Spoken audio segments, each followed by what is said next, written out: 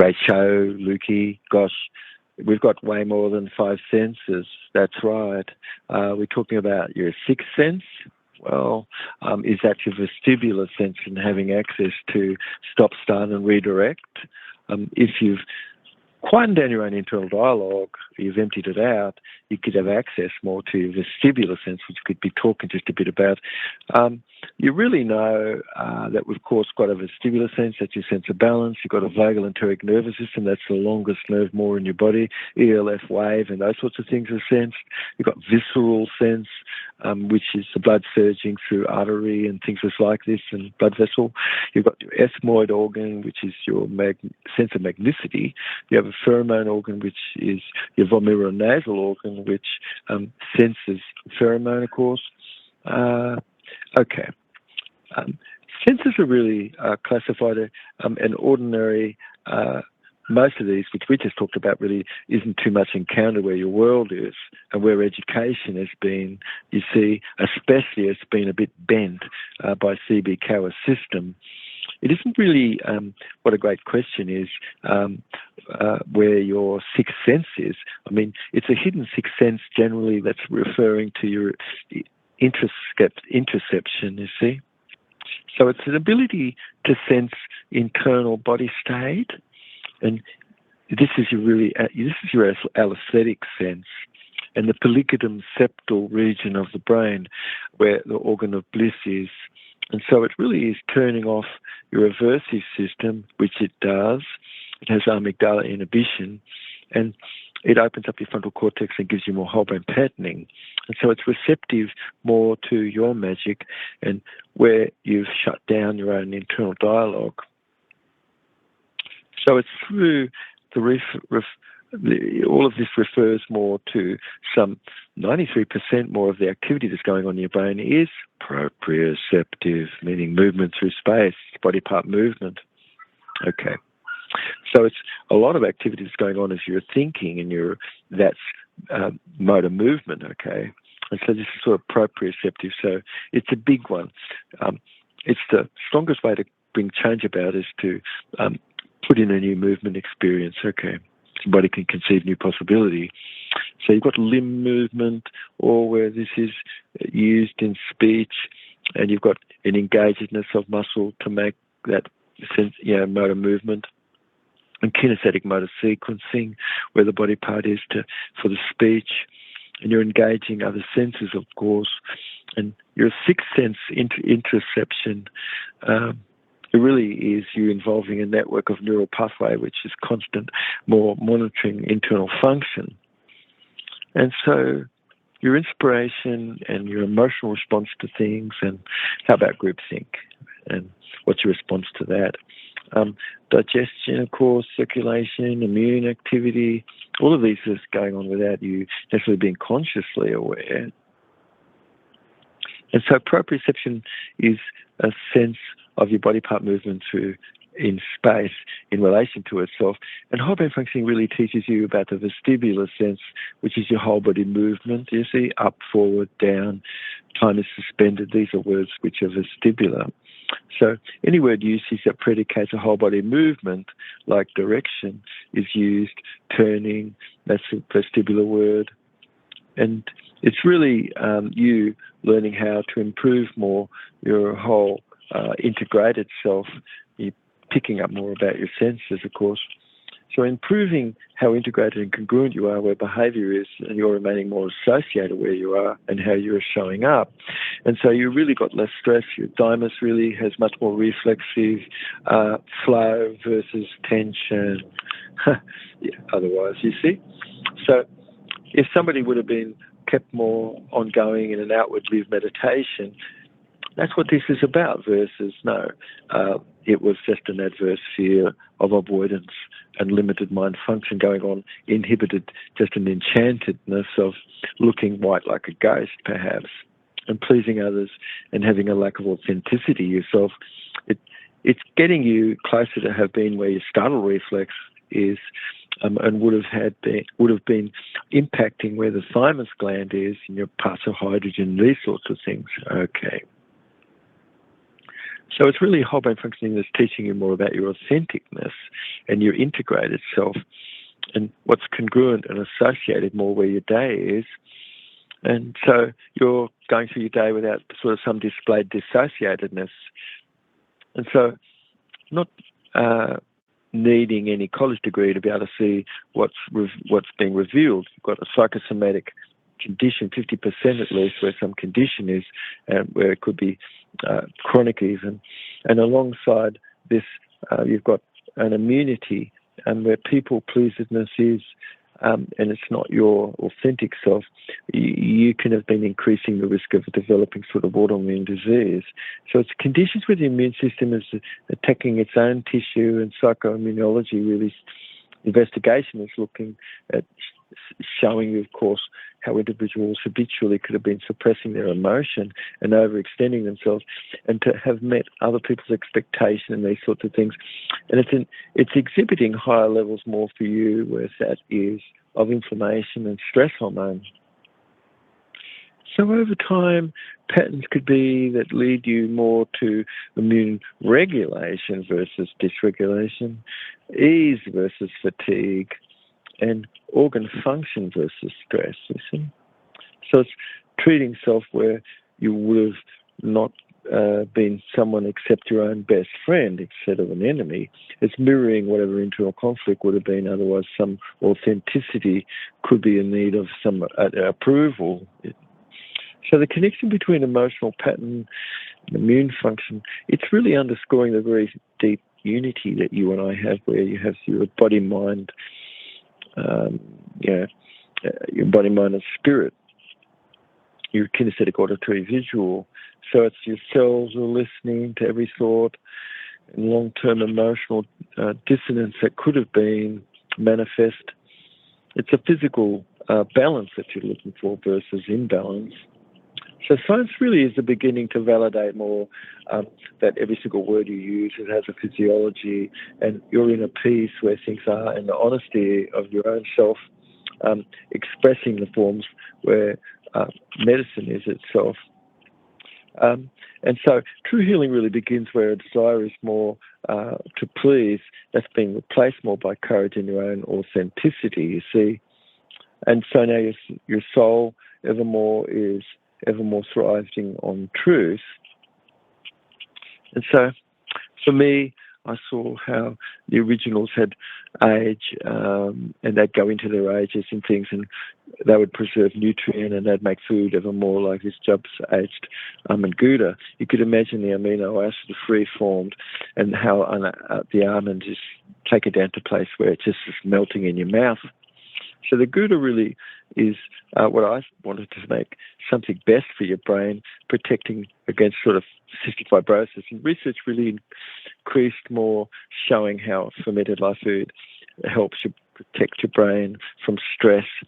And remission goes on where you've got a seen cognitive decline otherwise, where your brain-gut axis hasn't been really thought about. And so it's a constant two-way communication where things are so supportive of amino acid, and the proper ties that you have where substrate is, and how could you grow ever more L. salivarius and L. plantarum, which are the organisms that actually implant that's in the gouda. So success where gut-brain axis is, it just shows that how important fermented food is and how this affects mood and your own cognition. Of course, fermented live food is giving you a deeper neuroprotective sort of benefit. You've got phenylalanine and tyrosine and tryptophan and things, which is the aromatic amino acid. And so where you've got that coming in, you've got a potential to clear away whatever cognitive decline that would have been, and be free of dementia and Alzheimer types of disease, you see. So it's a no-brainer that you really, was this far the quarter, pay attention and look into a certain fermented product like the Gouda and the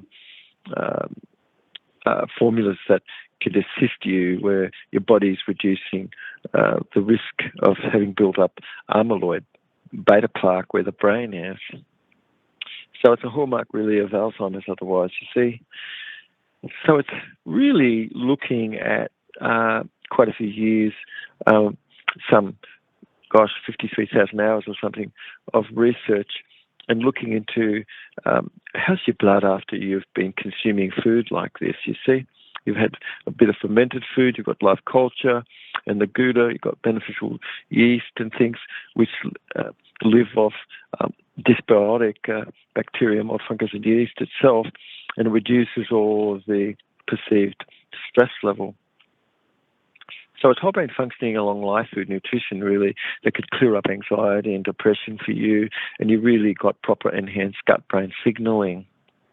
So it's very beneficial that fermented food could be there where it's influencing the production of neurotransmitters like this gamma-aminobutyric acid, like GABA, for instance.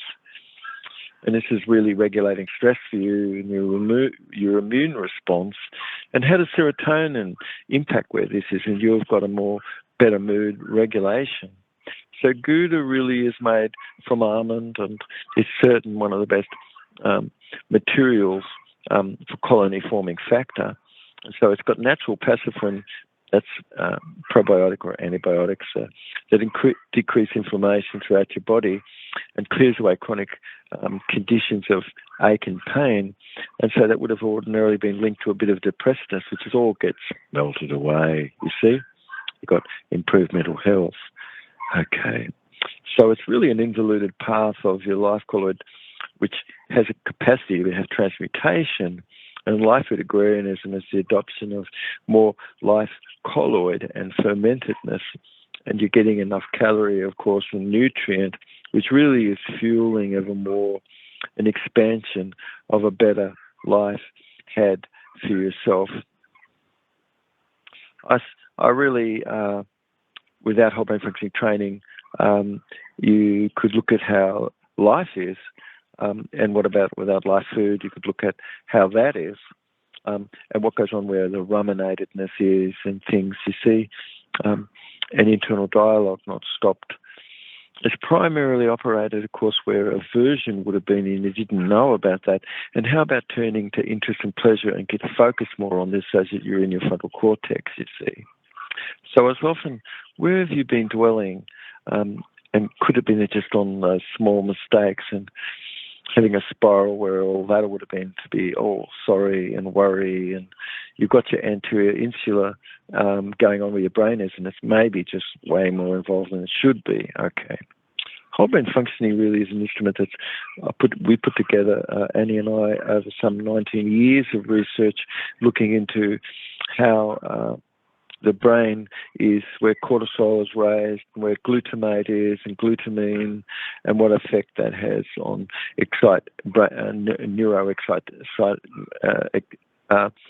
excitotoxicity.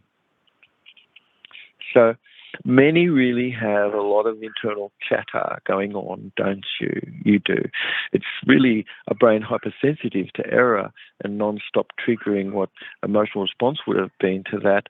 And so it's advanced more where scans are, and you can see overactive chemistry and hyperfusion and hypofusion going on where the cortex is, and emotional types of amplifiedness. So keeping emotion at a level of 2 versus letting it go all the way up to 10, but keeping emotion at 2, that's pretty good. You've got a dial where your navel is. Otherwise, like, what's going on? Is it just been an error loop and trying to fix things? It's really Jubb cell rejuvenation, whole brain functioning, which you could be learning a little bit more about and applying what this is. And so it's your really day-to-day condition, of course, and what ideas do you have that's helping your mitochondria, helping cellular structure, and it's really Jubb cell rejuvenation, which is down on a level of nanosized material, which is a nutraceutical. And this really is allowing things to pass through the blood-brain barrier. It's nanosized material where life food is that's not cooked, and that becomes otherwise quite a bit of coagulatedness instead. So nutrient, it's got a proper zeta potential. Cleansing is going on in a sequence, and you're minding your gut to gut your mind. And nobody's going to say that you're not got your better sixth sense where this is. It's a message where cellular DNA is to stop aerobic glycolysis, which wouldn't have been efficient, and turn back on oxidative metabolism. And you're getting instructions to bring in more live food and change the lifestyle that you've had. So signal transduction, where that's going on in a process, your cells are really receiving and responding signal from outside itself and converting these signals into cellular response, okay? So where live food really targets this, because it's allowing what's natural versus the toxin, which just kind of been just interfering where all of that is honest. So pathways where neoplasms is, they could have all stopped their growth and spreading, and precise, of course, potential where fewer side effects is. You've got a traditional condition of natural immunity and how this works. Otherwise, is that just been left behind? It's cell rejuvenation really, which cleans your blood, and it really gives you a good start where cleansing is. It's life colloidal transmutation, of course, applying upstream cleaning. You're stopping material triggering the wrong activity where the blood is. So naturally, a condition of allowing steps where it's needed for you more to recover, and that's going to be engaging you in more brunnering. So you've got to learn what is brunnering. I mean, it's really eating once a day, okay? So cell rejuvenation really didn't just come about overnight. Of course, some 40-odd years of practice and looking at how remission goes on, and a multidisciplinary, more reviewed, open access to article and a whole range of things which, brings attention ever more to what's right, and doing upstream cleaning and having that type of logic versus no, logic is a bit lacking. So Jubb cell rejuvenation really applies detox and support for immunity. There's tens of thousands of beloved really have been helped where this work is. It's establishing things which started more in the early 80s, where Annie, myself, countless hours of time and spent years, and it's many people could have benefited from the process of things which has gone on ever since. Things have changed a lot. So if you're looking at cell rejuvenation, you're really feeling this lifestyle change. It's really going to have ability for you to be able to have success and have formed a better outcome about things, and it engaging a true healing ratification as well as a true healing therapeutic. So you're going to say that it isn't a gestalt process. You've got to get at the root cause. You can't be just dabbling around trimming some leaves and branches. And that's not going to get at the root. And it's a grand unified totality called gut. You've got the building blocks of your body, and it isn't your cell. No, it's a life colloid. So Jubb cell rejuvenation really is a process of life colloid interior, more where your cell is, and it's where the glycopacking is on the outside of the cell. You've got life colloid as well. So it's a cell mutual lived arrangement, and life colloid where your organelle is inside your cell. Your cell is made up of. So inside the cytoplasm, you could see an ideal terrain. We're talking about inside your cell, and the fluids there. And what's the microvoltage? Okay. So it's steps which is natural, and you're converting external signal to more your own internal proper response. And so you're making sure that the energy pathway that's been triggered is efficient, and it's not aerobic glycolysis, but it's switched over to, again, be proper, which is oxidative metabolism. So do you need methylation for that? Yes. Okay. Do you need hydrolysis for that? Yes. What about conductivity and negative redox and what your parts of hydrogen? Yes. All of that is your terrain. Your terrain is everything. Clean your terrain and everything else clears up. So digestion is where you start, and that's going to then open up the lymphatics, and now you're going to have blood flow. And that's the order of things. So you've definitely got a 42-day life of nutritional cleanse, which you could do, where you're controlling more function and you're getting more growth factor and the things that's going on is more like a multi-step process the body could begin. And so once you've got the proper terrain and you've got quorum sensing back, you've got signaling molecule like glucagon. Yeah, that's a good one. Human growth hormone. Wow, that's right. Leptins and kinetin and things. Hormone. And neurotransmitters. So life colloid is internal of your cell. That's what we're talking about. The cell is not the original building block. No, life colloid is. So it's triggering a new sequence where your own vital pathways are, where a chain reaction is more, and it's more an internal event. And this is what Jubb cell rejuvenation has got its focus on. So if you really want to wake up remembering things and to rid yourself of toxin, it's like, what's going on where your brain is? Did you know that live food isn't really of any toxicity? And what happens where you just ate dead food? So it's really boron. Did you ever hear that one? Gee, I wonder why not. You ate a lot of refined, high-processed food and it was all bleached out. The boron molecule in it. You think that's going to affect your brain?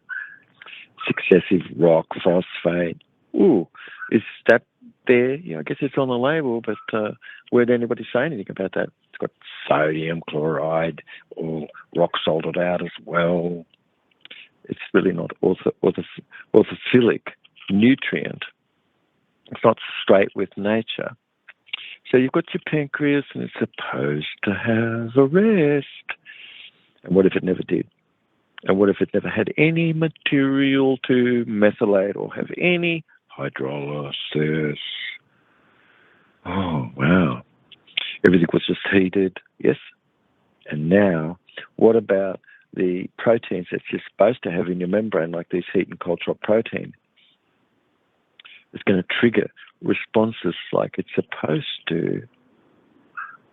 So otherwise, wow, no, a lot of cortisol reaction and high calcium.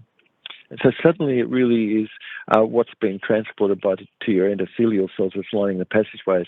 And do you really feel that you're not a nose breather? Are you been at night just doing something else? And it's a critical link where food is cooked. Little nutrient is left, life colloid in your intestine. It's supposed to have a matured life colloid. It's supposed to be proteolytic, so you've got B vitamins being produced. So you could break methionine down to homocysteine and break it down past that. So it's all cleared away versus otherwise, no, it's going to be caustic for your arteries. You're going to have plaque in them otherwise. So somebody could have been suffered and clumped blood and plaque in the artery, and they could have had all sorts of eye conditions and things, and hearing deficiency, and looking at including retinal damage and glaucoma, like neoplastic and plaque. It's an insufficient level of essential B vitamin. Okay, so life food is really life. Life begets life and dead begets dead. How about just eating once a day? That's called brunnering, and learning a bit about this. So the health of your body, really, and nerve is really looking just like your retinal cells are, and it's potential that you look through the eyes and see the tissue there, whether it's been kept good vision or not. Otherwise, you really should be trying to avoid the vision loss where that is. And life food is going to help you, have better eyesight. So B complex groups where life food is, a lot of B vitamins are heat unstable. Yes. So enzymatic condition for vital maintenance of your healthy nerve function and cell metabolism. It's really life food. It's got your whole food vitamin mineral complex. It's not lacking, where United States pharmacopoeia is just an analog and not really even a whole food vitamin mineral complex like it's natural. So your body life colloid internal, where your cell is, all would have become clogged and blocked and damaged. And if it would just have been increasing your normal function and, you're eating monophasic versus no, you're not. You're tucking into food all day. It's your all dead, lacking enzyme. You're risking nerve damage and Alzheimer's and dementia and lack memory and degrees of glaucoma. It's all the leading causes which could be reversed, yes, otherwise blindness. And nobody's going to say that, wow, this is a condition that's worldwide. So teaching you to be having underscored more the importance of a balanced life food diet, rich in B4 and B5 and this, okay?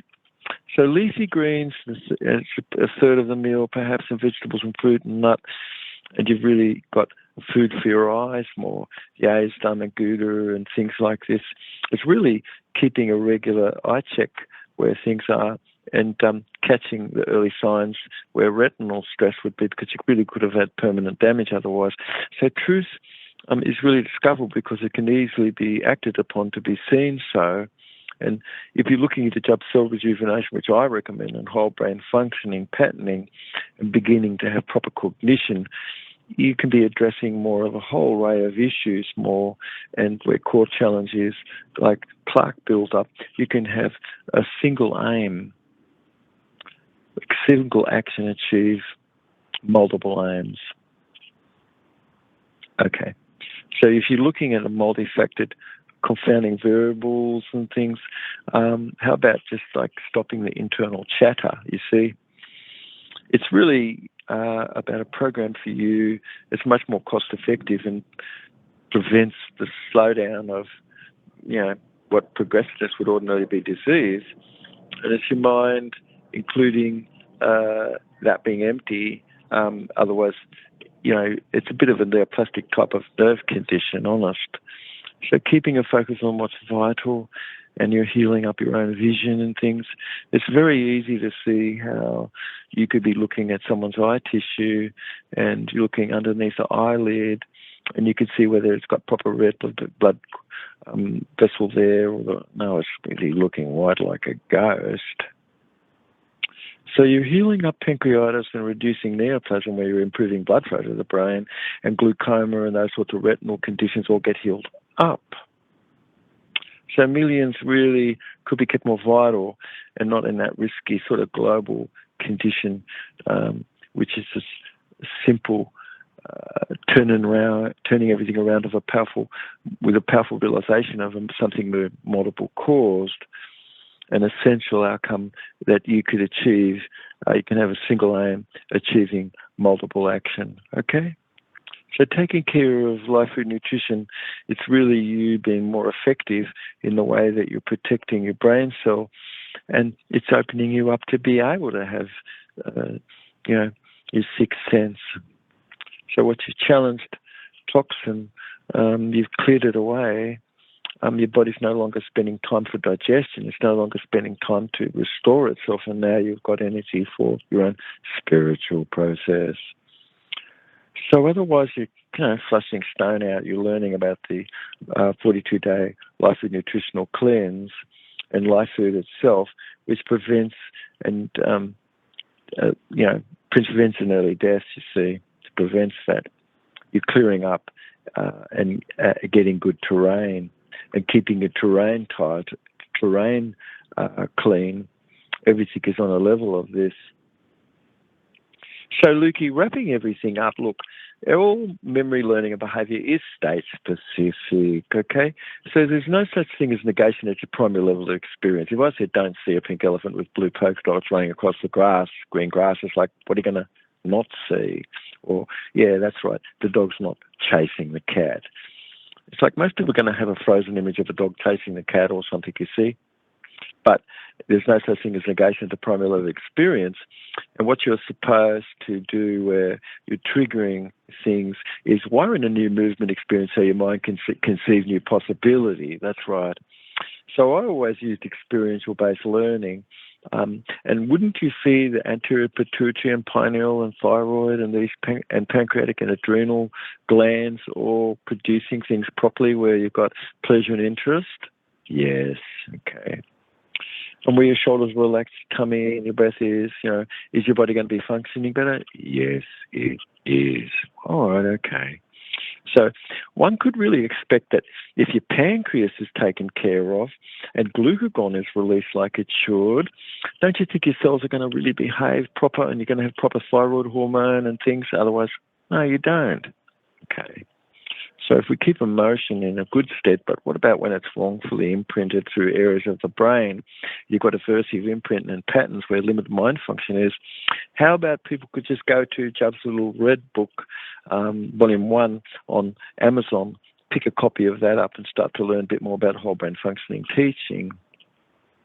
So otherwise it's neurology, which kind of is supposed to be inhibiting the amygdala. Yeah, okay, so you've got whole brain patterning.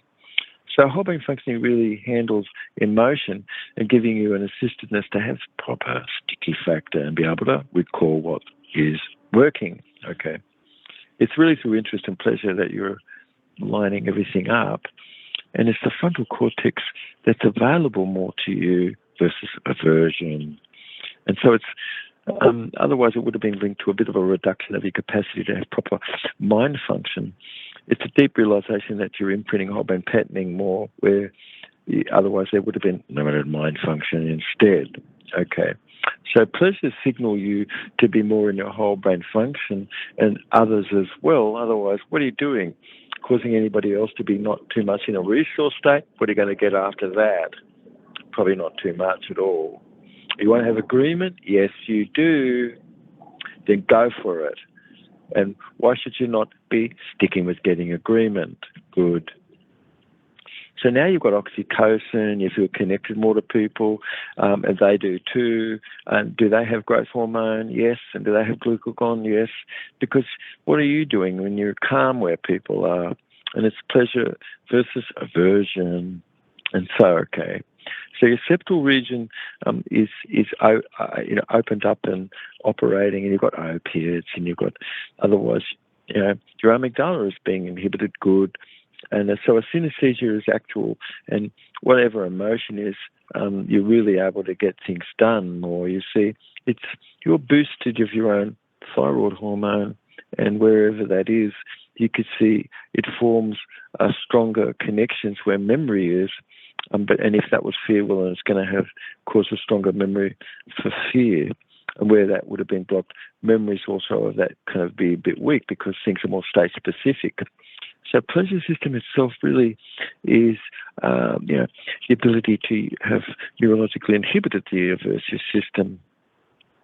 And are you really aware of this? You see, or have you been just in a stuck state where aversion would have been?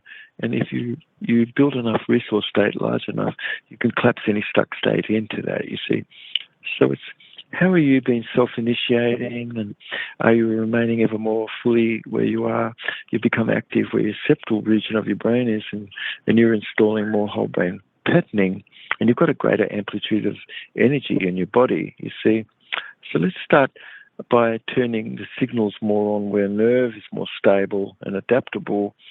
And so it's receiving energy more where you're storing element, and you've got sticky factor for recalling things which is going to work better for you. So it's just stalled. It's triggering everything more through the body, and a flow is a potential that's happening. And it's a synesthesia which really is needed where processing is. And so you're kind of like you went around the block and went for a bit of a walk and you felt better because of it, you see. So it's really a state of whole brain functioning which you become a bit more aware, and you're clearing away limited mind state of aversion and limited mind function. And so interest and pleasure is what does this. It's vital. It causes you to have a flow in your body, and it causes you to get rid of all that superfluous dialogue. Okay, because that's not proper inquiry. So stop. You're just jumping into memory and trying to express some memory that you had. Stop jumping into some, experience you had and trying to express that. Most people are going to be a bit bored where that is. It's really you getting the bigger picture to be supportive more of metabolism and have proper DNA and RNA, you see. So where aversion would have been where the brain is, you're discovering that unusual adaptedness where it's far less usual that somebody would be balanced and have more access, of course. and then have these other behaviours, which is a bit more amplified. So it's really what's normal in a state of usual metabolic deficiency. Of course, state specificics is not going to get you somewhere. It's only going to have that. So what is there to perform some metabolic function? Behavior is what causes neurotransmitters. Behavior is what causes hormones, not the other way around. So people are going, oh, I'm going to get this and it's going to cause me to have that. It's like, it's a little bit short-sighted. So whole brain functioning is more your Lord, and it's usual where you're checking up on things within, and it's a subject otherwise biased. So somebody could have only just been mentioning insulin or thyroxine because that would be commercial. And what do you know about thyroid hormone level and cognitive difficulty where brain function is in toxin? You have a synesthesia which you could apply and you're healing up from post-traumatic stress disorder. And otherwise then it's really leading you more into new ways of having ease and a faculty to create, more spontaneous influence of the future. And so you're really doing what you can to have cleared away what's limited mind function. And a great thing for all of us would be to learn a little more about whole brain functioning itself. Anyway, I'm really glad that we've all tuned into the show today. Really great show, Lukey, and great for us to catch up to each other in a future show. Love you guys.